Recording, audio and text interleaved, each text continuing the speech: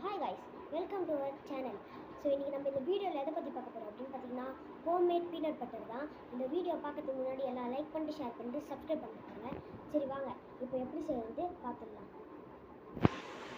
So ஈஸியாக இந்த peanut butter recipe பண்ணலாம்.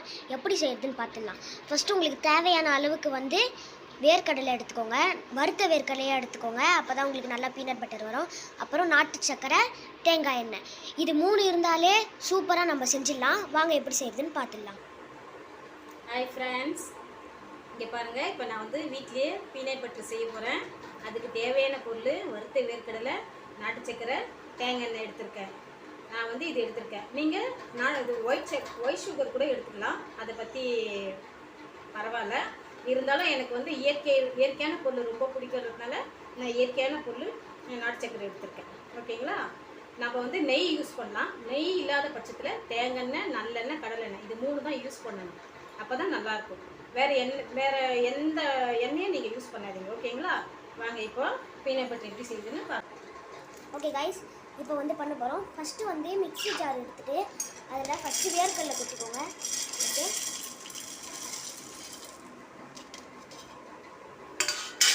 நெக்ஸ்ட் நாட்டு சக்கரை போட்டுக்கோங்க.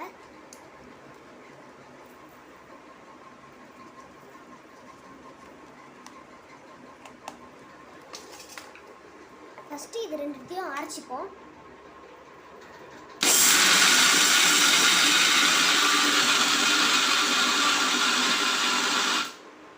ஓகே, இப்போ பவுடர் ஆயிருக்கான்னு பார்க்கணும்.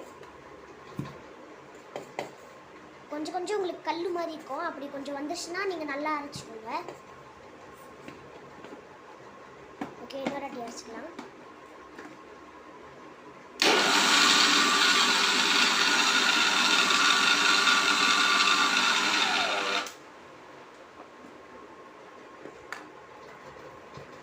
ஓகே கைஸ், கொஞ்சம் நல்லா பவுடர் ஆகிருக்கு.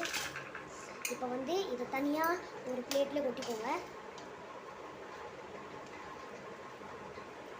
இதில் கொஞ்சமாக கொட்டிட்டு கொஞ்சம் மிக்ஸி ஜாரில் வச்சுக்கணும். ஓகே,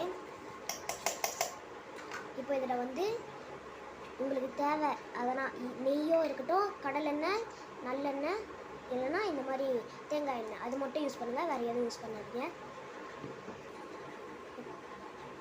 ஓகே, இப்போ நல்லெண்ணெய் ஊற்றிக்கலாம்.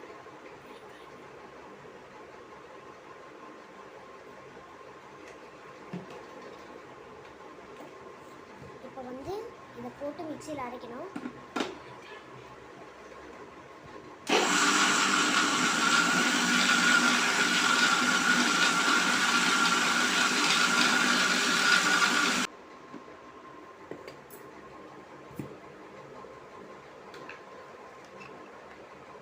ஓகே, சூப்பராக இருக்குது பார்க்கவே.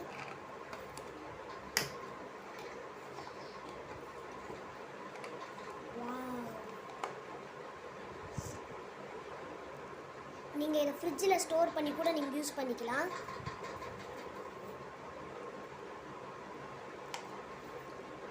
இதெல்லாம் பிரெட்டுக்கு வச்சு சாப்பிட்டிங்கன்னா ரொம்ப சூப்பராக இருக்கும்.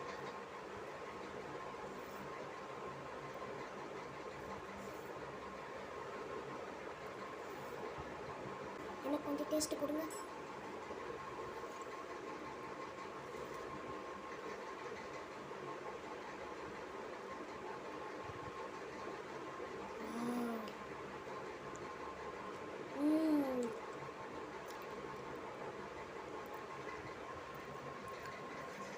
செம்மையாக இருக்குது கைஸ்.